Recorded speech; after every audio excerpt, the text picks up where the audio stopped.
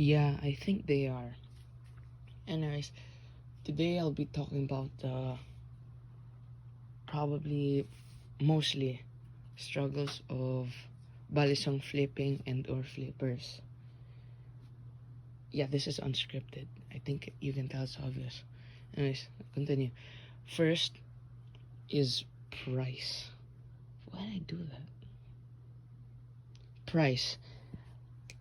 Most of the time, for a balisong to be good, has to be like $100 minimum. Then I almost dropped it. Then if you don't want to go for the official ones and you want to go cheaper, like clones, you have to do a lot of research.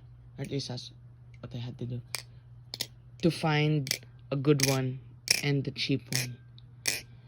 Next would be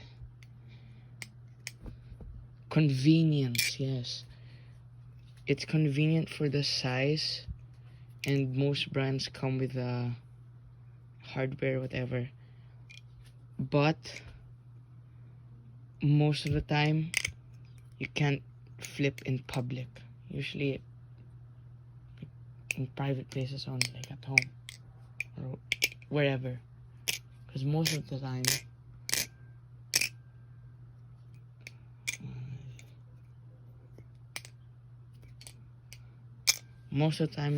it'll either get confiscated or you'll be fined. Do not quote me on that or whatever they say. I did not research on any of this, so do not trust me whatsoever.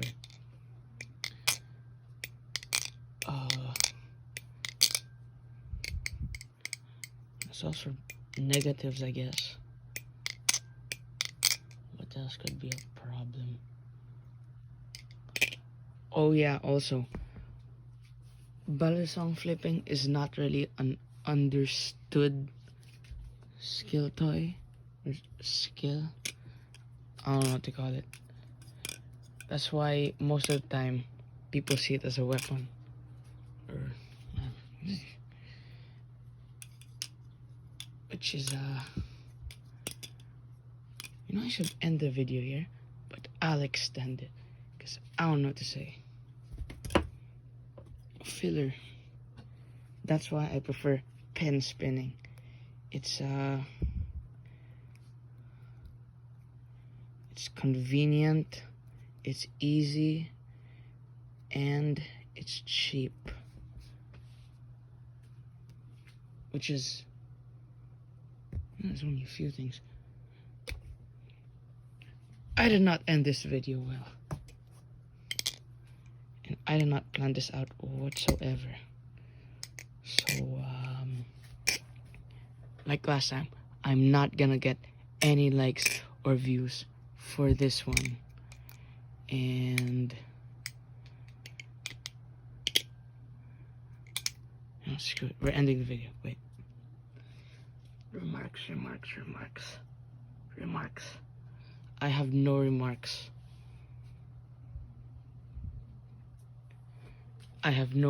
I forgot everything that I would say. So I'll just end it here. This, and this. I just end it here. So, bye, I guess. Sorry. Bye.